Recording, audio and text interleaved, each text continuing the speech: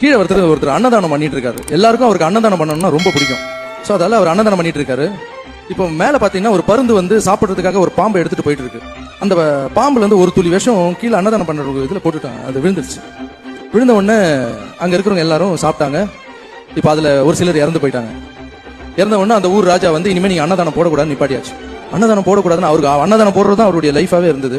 அன்னதானம் வேண்டான்னு அவர் ரொம்ப மன உடைஞ்சு போயிட்டாரு. அப்படியே அந்த அன்னதானம் ஸ்டாப் ஆயிடுச்சு. இப்போ சித்திரகுப்தன் போய் சாமி கிட்ட கேட்கிறாரு, இந்த பாவ கணக்கை வந்து அந்த அன்னதானம் போட்டாரு அவர் பேர் மேல எழுதிடலாமான்னு. 4 பேருக்கு சாப்பாடு போடுறாரு, அவர் மேல எப்படி நீ எழுதுவ? அது ரொம்ப தப்பு இல்லைன்னு சாமி சொல்றாரு. அப்போ அந்த பருந்து மேல போடலாமா அப்படின்னு. பருந்து அது சாப்பிட்றதுக்காக இறைய எடுத்துட்டு போச்சு, அது மேல எப்படி போட முடியும்?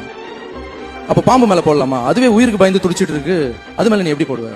சரி, இந்த பாவ கணக்கு யார் மேலேயாவது எழுதணும், யார் மேல எழுதுறது? கொஞ்ச நாள் வெயிட் பண்ணு, இந்த கணக்கு அப்படியே வைன்னு சொன்னாராம் சாமி. அதுக்கப்புறம் பார்த்தீங்கன்னா கொஞ்சம் நாட்கள் போச்சு. மறுபடியும் அவர் அன்னதானம் போட ஆரம்பிச்சாரு. ராஜாவை போய் பார்த்து பர்மிஷன் கேட்டு அன்னதானம் போட ஆரம்பிச்சாரு. அன்னதானம் போயிட்டு இருக்கு.